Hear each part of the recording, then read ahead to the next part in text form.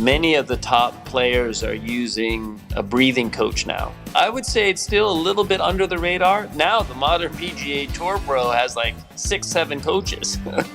Swing coach, putting coach, short game coach, a trainer. They may have someone for flexibility, sports psychologist, nutritionist. I mean, there's a lot of coaching going on. And now there's breathing coaches as well. Hi, this is Roy McQuaig from San Juan Capistrano, California, and I'm a golf instructor at San Juan Hills Golf Club. This is Golf Smarter number 886. Using yoga as a tool to master golf and other parts of your life with Kevin Ralbovsky. This is Golf Smarter, sharing stories, tips, and insights from great golf minds to help you lower your score and raise your golf IQ. Here's your host, Fred Green. Welcome to the Golf Smarter podcast, Kevin. Aloha, Fred. Aloha from Hawaii. Aloha. Thank you so much. Love talking about Hawaii.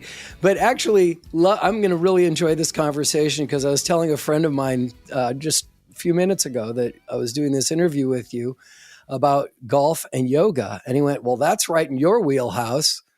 It's like, yeah, it really is. I've been not only pushing, the mental aspect of the game for as long as I've been doing this podcast, but I've always been a firm believer in yoga and what it can do for a golfer. So it's really great to have you on. So I'd like to ask you a question, Fred, because I'm always curious. Do you practice yoga regularly, and what style do you practice? I do 3-4 times a week. Okay. I definitely do it the days that I'm going to play. Mm-hmm. The days that I'm not doing yoga, I'm either walking a golf course or swimming. Mm-hmm. And so what type I practice, it's not any specific practice that I do. There was a golf app called Yoga for Golfers. It wasn't Yoga for Golfers because that's something like that.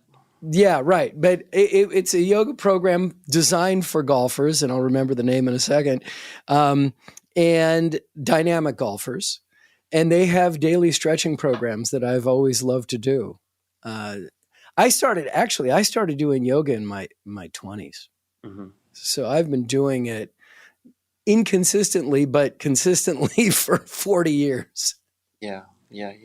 I mean, the reason I ask is that yoga can mean so many things to different people, right? Based on what, their experience or maybe what their perception is. And there's so many different styles of yoga. And it's good to know, some of the background and traditions of the poses that you're doing. Most of the time people are doing some kind of hatha yoga, right, which is basically asana or the poses that, sort of increase flexibility. But there's so much more to yoga than that, in terms of the breathing element and what the breathing brings to the practice. And also a little bit of, I would say, there's a spiritual aspect, but also, also the lifestyle aspect, living sort of a kind of clean life with kindness and gentleness to all people and all things. So yeah, it's something that if you do practice yoga, I would say, I would try to get beyond just the stretching aspect. Well, I'm looking for greater flexibility and mobility. Mm-hmm. And I feel like this is the most direct route to get there. Yeah. I would play devil's advocate a little bit and say, go for it. You should be doing yoga more than just for the stretching benefit, the flexibility benefit, because it really is a lifestyle benefit in terms of once you get into it. That's why the classes are so important. I think if you just do yoga by yourself at home, it becomes a little bit more like stretching, where if you go to the studio and you're meeting people and there's a community and you get the experience of the teacher and the energy of the group, Yeah, it's a lot. I think it's a better experience, a bit more profound, a deeper experience in the more the true yoga practice. Mm-hmm. Mm-hmm. Well, yeah, hatha yoga is definitely where I, got it all started. And I was doing classes for a long time. And then of course, COVID hit, no more classes. So Yeah. I started doing with teachers online. Oh, good. And then again, yeah. And my wife and I subscribe to a program that we're able to just pull up different teachers that we like Hmm. and do that with them. And Catherine Roberts is the yoga for golfers that Yes. I Yeah. was talking Yeah. about. So I've met Catherine years ago and Hmm. been following her as well. So her and Roger Fredericks seem to Right. be the two that have, kind of taken the combination of golf and yoga a little bit more to the mainstream. Yeah.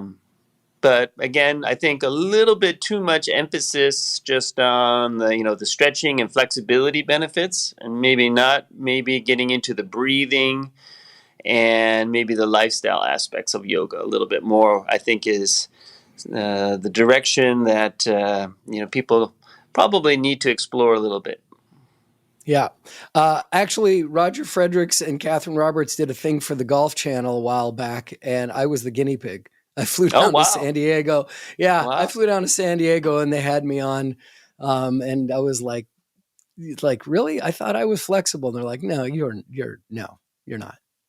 Yeah. Well, You got a lot of work to do, Fred.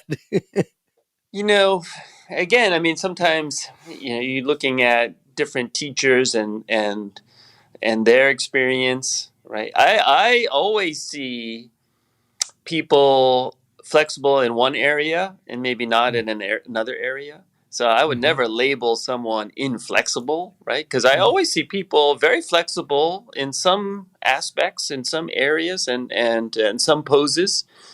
And what I see a lot of, especially with golf professionals that are around my age, over 50, is I see a lot of golfers, professional golfers, that are very golf flexible, and Mm-hmm. they would not be able to get through the yoga class that I do. No way, they couldn't do it. They'd have to take a break and rest and go, maybe do half the class.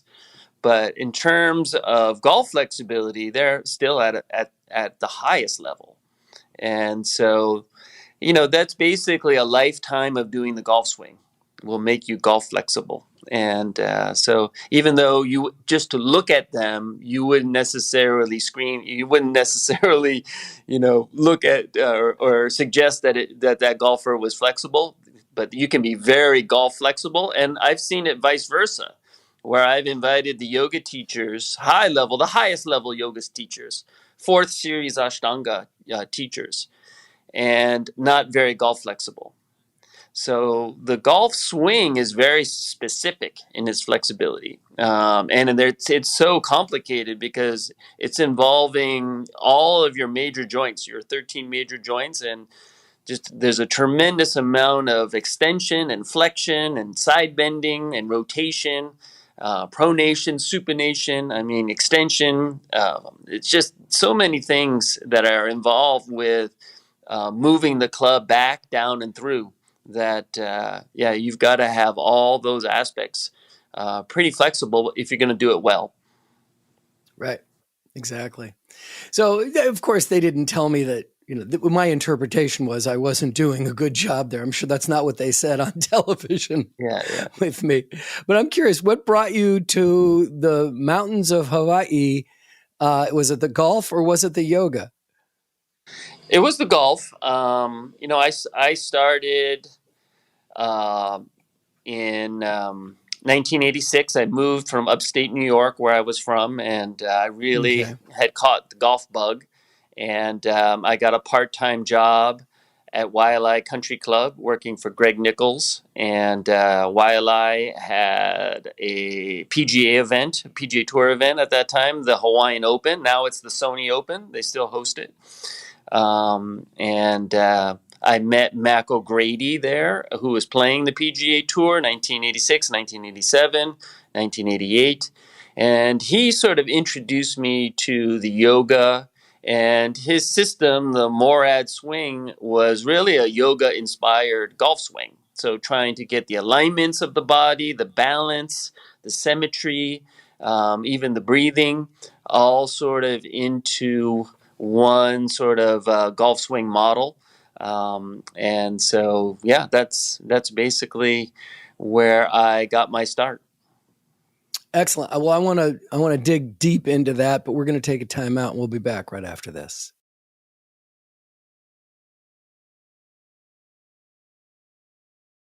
Let's get back to maco'grady and his yoga-inspired swing.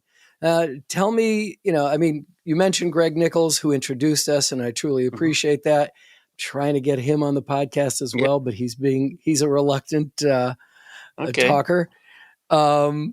But let me hear more about your inspiration from maco'grady and your lessons and what he brought to you. Well, what was interesting about Mac was that he was really the only tour pro that would come into the pro shop, the cart barn, and talk to the staff, and really wanted to get to know the staff. I mean, tour pros will generally just ignore the pro shop, cart barn. They just go right to the driving range, right? And they have a job to do. They're sort of, I would say, tunnel vision a little bit. Of course, they give autographs, but other than that, it's pretty much all business when they get to the golf course. But Mac would literally talk to the staff and get to know them, and we talk a little golf swing. And, I was very curious. I was young, 18 years old. And, so he saw something in me that he liked. And so every year we would get together, spend some time, talk about the swing. And then eventually he invited me to Palm Springs and learn his system, from A to Z. And at that time, Mac was a very prominent tour pro. He had won twice in 1986 and 87, and he was voted best swing on the PGA Tour, and he had the swing completely diagrammed. So he had a checklist and an outline, and basically the swing, he left no stone unturned. So from address to finish, he had a model, and then this model was somewhat inspired by how the body moves the most efficiently in balance and in alignment, and maintaining a perfect center, and really sort of, I would say, maximizing the rotation speed and the circular motion of the swing. All of these things were very interesting and really spiked my curiosity. And a lot of it was inspired by the yoga practice. His was? Yes. Really? Yeah, so this modeling, so he did yoga in the 70s. And at this time, basically he would, if he was going to take you on as a student, you were going to have to do yoga practice, because I say to some degree, especially at that time, he really believed that the body needed a certain degree of flexibility baseline, to do his swing, and so he would recommend a very basic book. It was called, I think, 30 Days to Yoga. It was a book published in the 70s. It had multiple publishings, very basic, introductory hatha yoga. But this was the book that he would recommend if you were interested in learning the Morad swing. You are using that book and doing the poses, almost on a daily basis. Describe to me, I'm not familiar with the Morad swing, at least not the name. So Morad was originally construed by maco'grady and Zavin Manjakian, and they basically wanted to create a blueprint for the swing. just basically, looking at the human anatomy and the skeletal system, say, okay, based on the way a human being is designed, let's look at what's the most efficient way to swing a golf club. And so again, it gets, the golf swing produces power, accuracy, consistency, and very little strain on the body, very little risk of injury. And so that was dubbed the Morad swing. Basically, it was Manjakian, O'Grady research and development at first, and they patented all these ideas in the beginning. Gary McCord came on board, and it became McCord O'Grady Research and Development. And for a while, it was maco'grady Research and Development. So it evolved over time. And but the basis was the same in terms of using science and using more, let's say, objective research on functional and anatomical movement, basically applying these ideas to the golf swing, and then having a blueprint for it. So what's the blueprint? I mean, I'm fascinated by this. Yeah, well, I mean, so the blueprint is it's a checklist, and it hasn't been published. I mean, Mac has basically kept this under his wing for decades, although he has always professed an interest in publishing this. He's modified it, it's evolved over time, and he hasn't gone to publication with it. But it's just basically, I've seen a lot of material, and I have some of the material, but it's basically a checklist of the various anatomical alignments that happen in the swing, from address to takeaway to halfway back. He came up with the idea of identifying these sections of the swing and basically labeling them. So he came up with the idea that P1, position 1, is address, P2 is takeaway, P3 is halfway back, P4, position 4 is the top of the backswing, P5 is halfway down, etc., etc. So basically labeling these sections of the swing and having an exact anatomical position and club position for each of these positions. And he has it all written down. It just hasn't been published yet. That's fascinating. Why not? I mean, will he ever? Did he ever? I mean, obviously not. But... So I think it's complicated. And number one is that I think his ideas continue to evolve. So that's one thing. I don't think he's been quite satisfied completely with it as a whole. Number two is to go mainstream and to go through the traditional publication process. He'd have to compromise a little bit and give away some of the, creative and maybe even some of the content, how it's organized. So I don't think he's compromised well when he has had opportunities to publish. Through Golf Digest Publishing, through other avenues. He's had a lot of opportunities, but the compromises that he's had to make dealing with these different, business ventures, he hasn't been able to compromise it. So, then, of course, he's explored self-publishing, but to date, nothing yet has come mainstream. I think it will eventually, either through him or if he doesn't do it while he's alive. I mean, he is getting older, and so it may happen posthumously. But definitely the information is so great. And this information has been around since the 80s. Many, many of the top teachers worldwide have gotten bits of the Morad checklist and have used this to teach the world's best players. Sean Foley in particular has a very Morad influenced teaching philosophy. Stack and Tilt was very Morad influenced. So, but not only that, many teachers use Mac's ideas in their teaching. All right, let's take another break. I have more to ask. Okay. We'll be right back.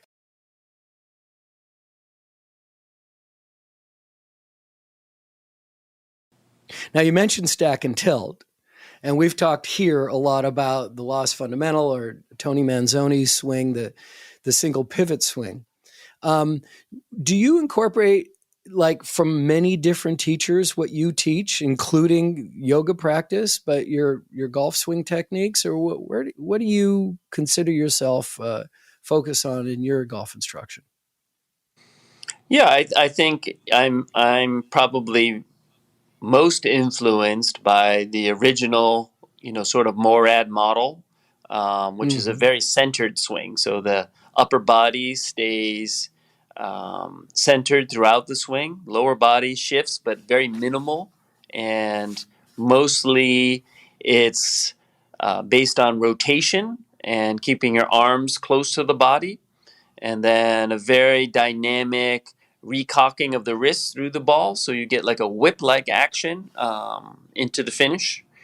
Mac's follow-through was so balanced and centered and very much in alignment that it was striking, especially if you watched the videos of him on tour. He stood out in just the cleanness of the swing in terms of minimizing or eliminating excessive movement or moving parts, right? So just trying to really create efficient movement, and that's the key, and that's really the goal of yoga practice in terms of when we're working on asana or vinyasa flow, connecting one pose to another. We want to really keep it clean and minimize extra movement and really create efficiency. And through that, sort of goal, we can improve our posing, our postures.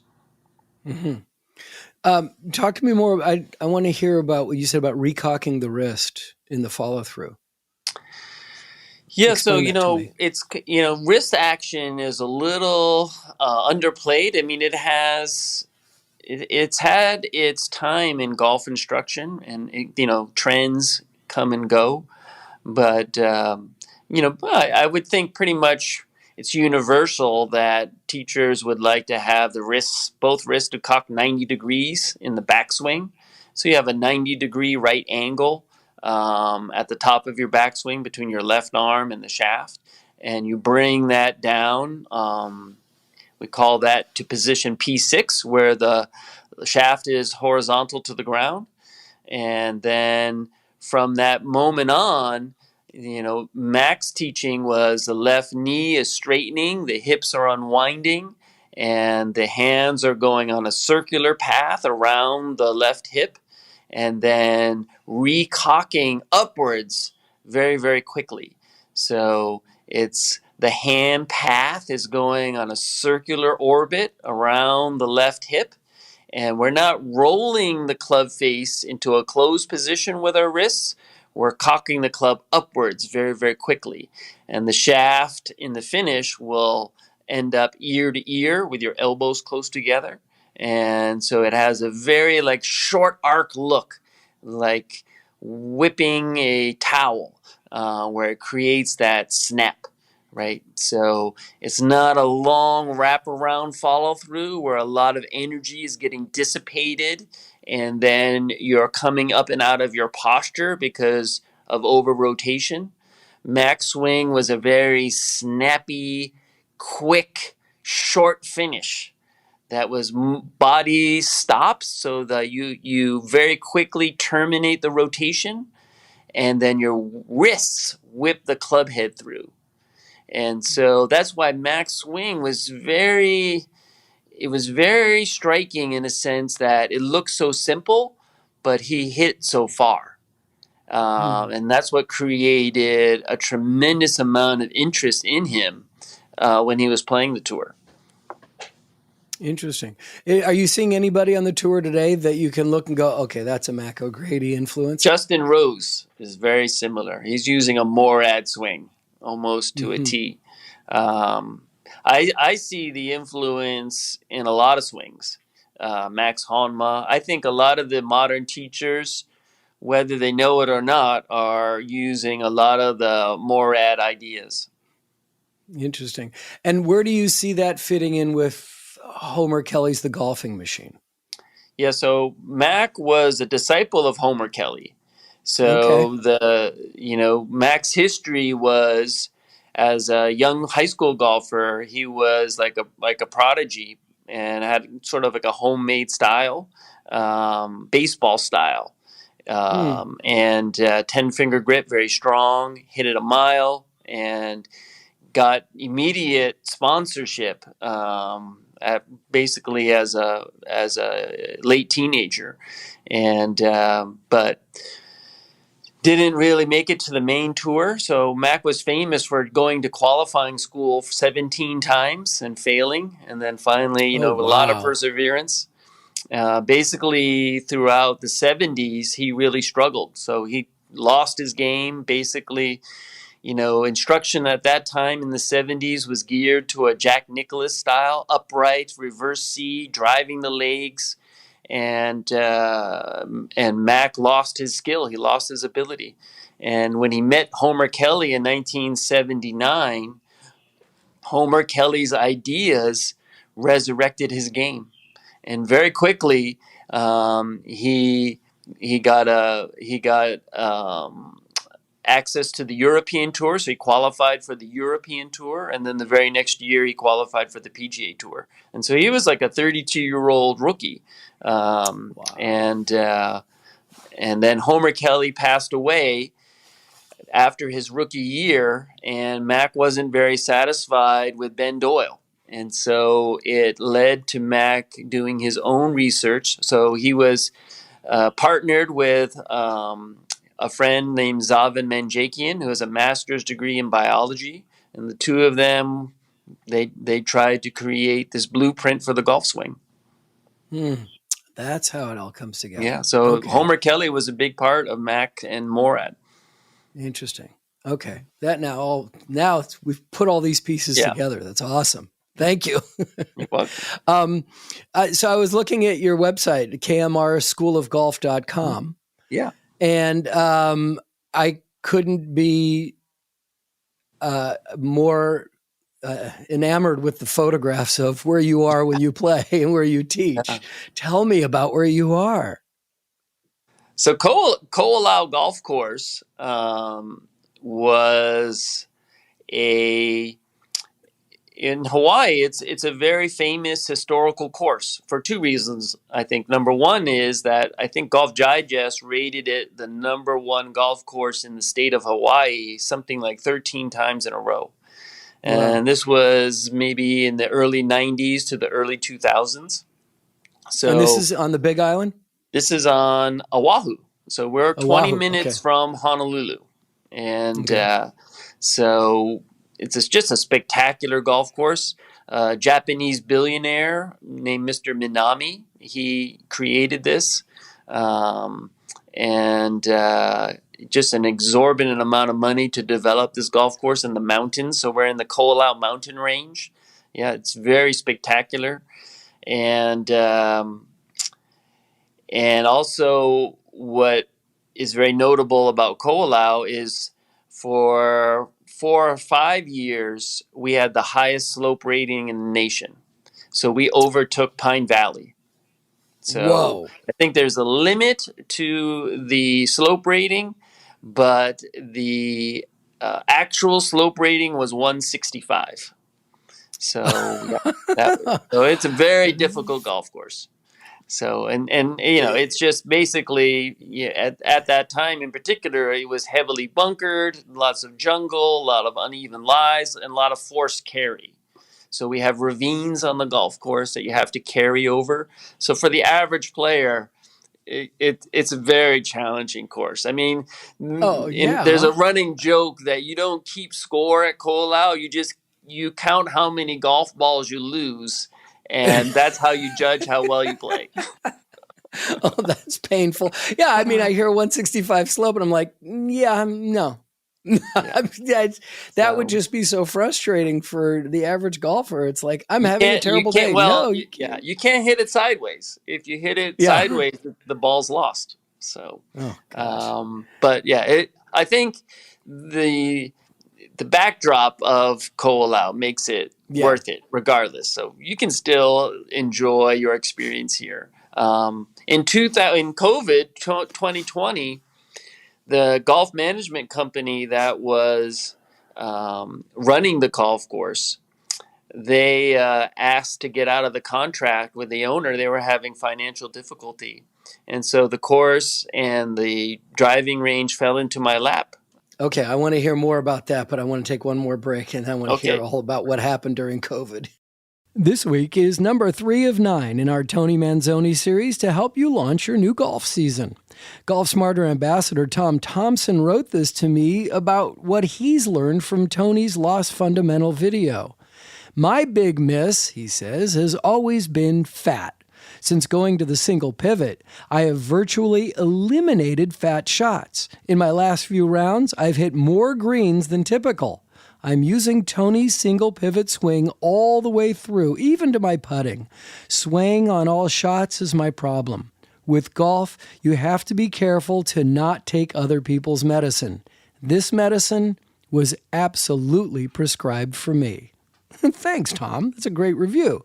Well, this week is part 1 of 2 episodes called Take Your Game to the Next Level, One Club at a Time. The less you emphasize putting, the better you'll putt. The more you talk about it and think about it, I think it puts a block. I think with Hogan, he hit it so close in his later years, and he felt like he should be rewarded for that.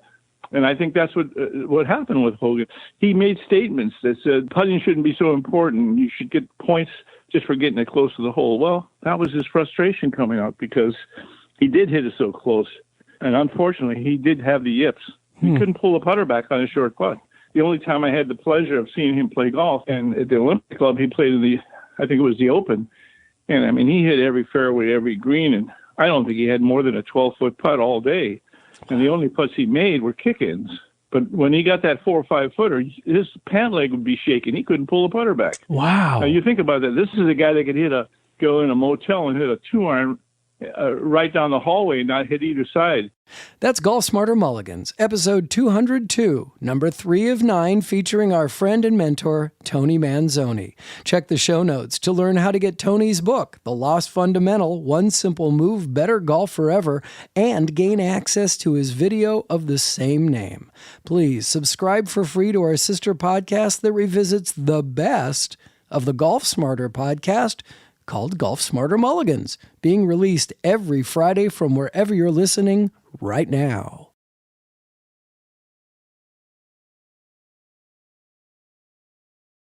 Yeah, actually, Greg Nichols, when he and I were emailing and he was recommending that I talk to, he was saying, definitely ask him about what happened during COVID. Yeah. So it lands in your lap, and now people are not able to travel to Hawaii. During that time, they're very restricting a lot of travel in and out, right? How were you able to survive? How did you do? Well, luckily, my golf school has been here since 2003. So I was subleasing my area to teach, and I have an indoor office as well. And so everything was fine. It's just from a golf course operation standpoint, definitely they were hurting with a lack of tourism. My clientele isn't tourist based; it's local based. And one thing that is very good about Colau is we have a fantastic driving range, and it's all grass.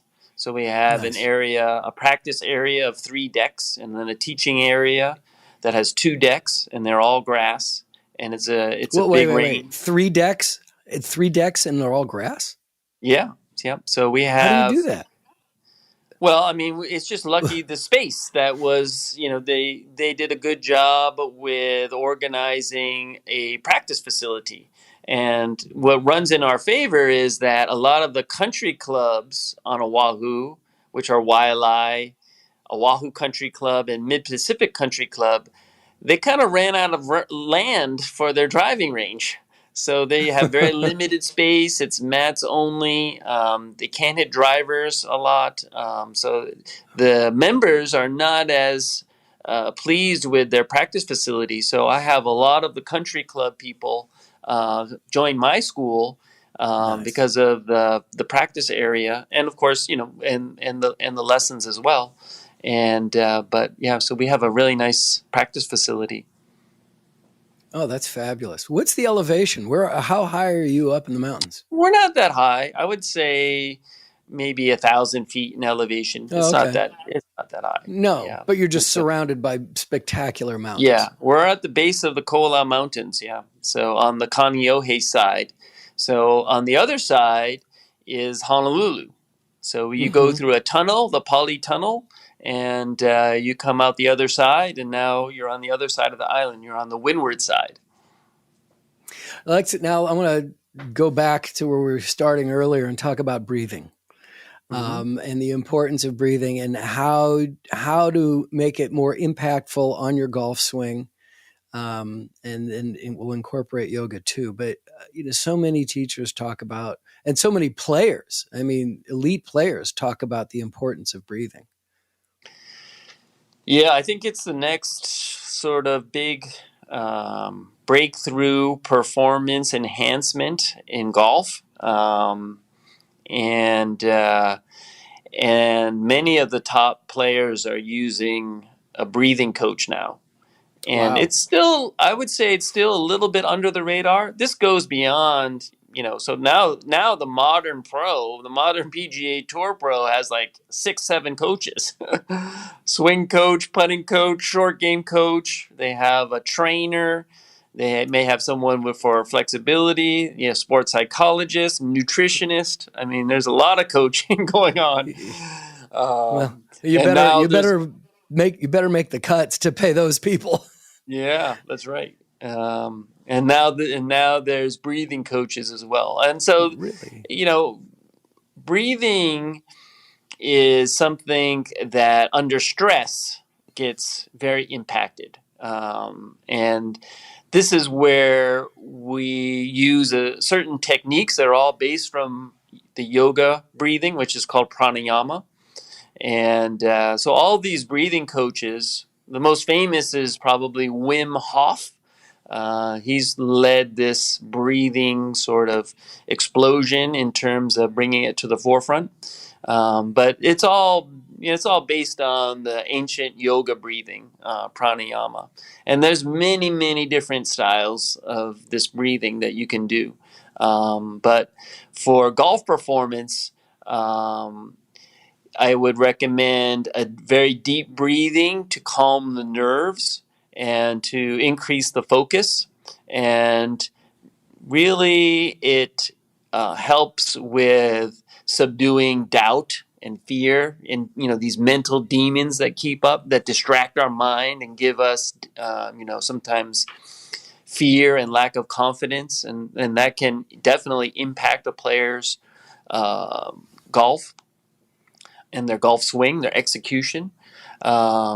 So this form of deep breathing with closed mouth and just through the nose, and there's many ways you can do it, but it's a very elongated breath, and it's very different because your belly actually expands on the inhale. So the belly doesn't go inward, it goes outward on the inhalation, and then you can use a count. You hold at the top, and then there's a deep exhalation through the nose. And again, you can elongate the count on the exhalation. And you really try to empty the breath at the end. So the inhalation might be on a 4 count. You might hold for a 5 count. And then you exhale on a 7 or 8 count. And so that counting also is important because it gives the mind and the brain something to focus on and away from those doubts and fears that golfers might have, especially like on the first tee.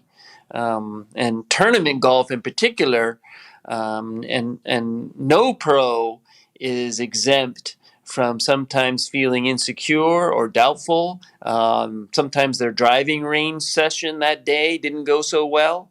So they go to that first tee, they're not really so sure how the day's going to go. And we all but understand that. if you have a strong breathing regimen, then that kind of goes away.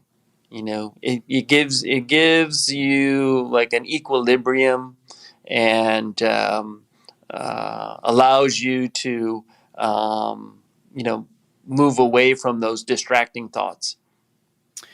Well, one of the beautiful things about podcasts is that we're in people's heads, right? They listen mostly with earbuds or headphones or in their car. And so it's a very direct communication and a very intimate communication. Mm-hmm. So we've got their attention right now. May I be so bold as you to kind of walk us through a breathing exercise? So sure. We can do it together. So I would say for if we're on the first tee in a very stressful competitive situation, I would kind of move over to the side, and I'm holding my driver, right, and so you just hold your club comfortably, and maybe just take 3 rounds of what's called Ujjayi breath, right? So I would close my eyes, and I would sort of exhale all breath, and then close my mouth, and then inhale. And when I inhale, my belly is expanding. I'm going to make like an oceanic sound through my nose, and I'm going to count to 4. So it'll be like this. And then we hold at the top for a count of 5. 1, 2, 3, 4, 5. And then exhale through the nose, maybe on an 8 count. Making that oceanic sound. 6, 7, 8. And then I would do that 3 times. And when you open your eyes, try not to pass out, and you've got about a minute left to go before you tee off, or the starter calls your name, something like this. You feel in a little more. I would say there's a slight euphoria to it, but not like an exciting euphoria, just a calming euphoria. And we call this like a yoga high. This is the euphoria you experience, especially after a yoga practice, which is continually, a good yoga teacher is continually cueing the breath. And so, you're whether you're conscious of it or not, you're inhaling and exhaling, for an hour continuously. And this is called Ujjayi breath. And the purpose of it is to calm the nerves, to increase focus, and distract the negative thoughts. It's awesome. And again, what I love about podcasting is people can go back and just participate, and they can do this with us. So that was phenomenal. Thank you. Now, for people who are fascinated by and interested in maybe starting a yoga practice to enhance their golf game, what would you suggest would be the best way to get started, or even a couple of different positions to get started? Sure. So there's a lot of options. I would say if you wanted to do yoga to sort of as a means of improving your happiness and your life, I would say that would be first and foremost, and golf might be a part of that, but basically that would be a good motivation would be just to sort of, have more joy, more fulfillment, more happiness. A yoga practice would be a great way to start. And pretty much every town, every city has a local yoga studio nearby, and that's where I would start. And you can, generally these yoga studios, you would do a Google search, near your home, and find a studio that's convenient, and then you would take a beginner yoga class. So entry level yoga class is something that all yoga studios offer. And if that feels too intimidating to just jump into a beginner yoga class, I would go to the yoga studio and get maybe a private lesson or two. And that would be another way of sort of just incorporating a yoga practice so that it's maybe less intimidating to take a private lesson. Of course, that would be a beginner lesson. Fabulous. Well, the app that I use, my wife and I use when doing yoga and having lots of different instructors, is called Yoga Glow. I don't know if you're familiar with that one, but that can be checked out too. But it really does make sense if you are fascinated by and are interested in starting a yoga practice for yourself to definitely go to classes. So you have a teacher who can guide you through positions and help you do them properly so that you can take them home and work on them themselves. Again, KMRschoolofgolf.com is where you can find more from Kevin.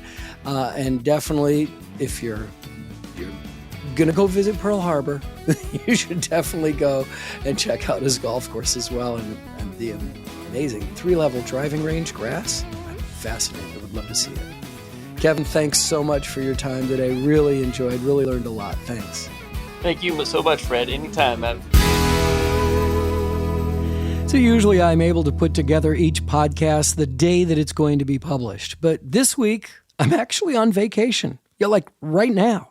And doing something pretty outrageous. If you've been listening over the years, you may remember when we went to Africa to have both mountain gorilla and wild chimpanzee encounters. Well, now Joanne and I are in Mexico on the Pacific side of Baja California on a 5-day adventure along the shores of the San Ignacio Lagoon, where gray whales have migrated to for thousands of generations. This gray whale sanctuary is where mother gray whales approach small boats and encourage us to scratch, pet, and even sing to them and their newly born calves. It's crazy. Over the years, this has become a regular occurrence only at San Ignacio Lagoon.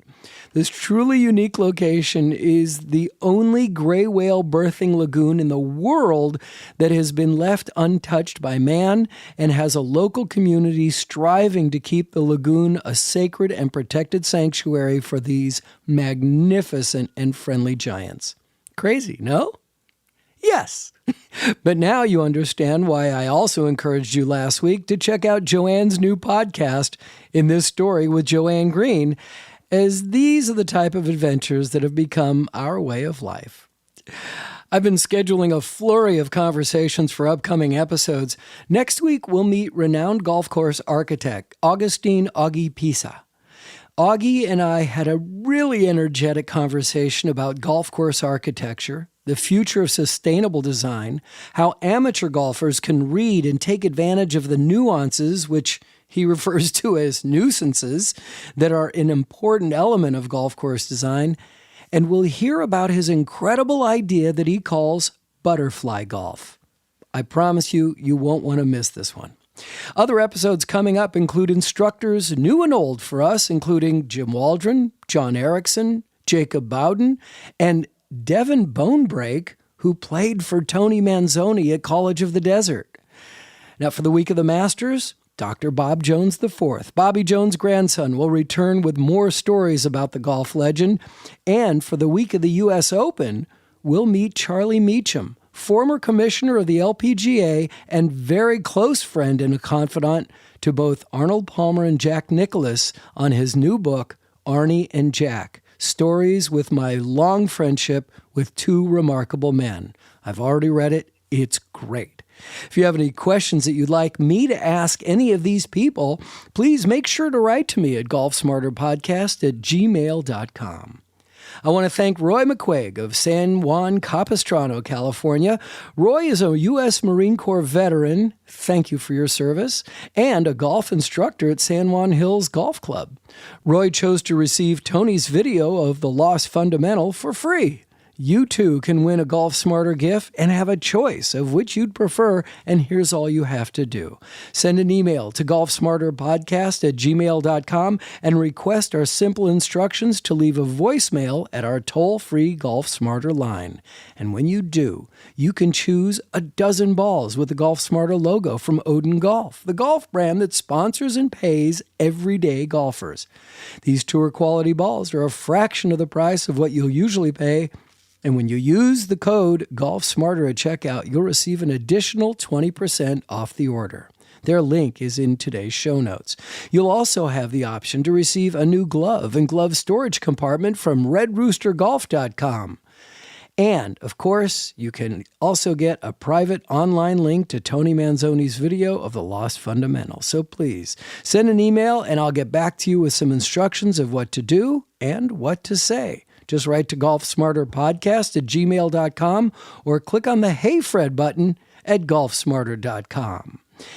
And if you have any questions, comments, or suggestions for more episodes, because we're here for a while, please click on the Hey Fred button when you visit golfsmarter.com.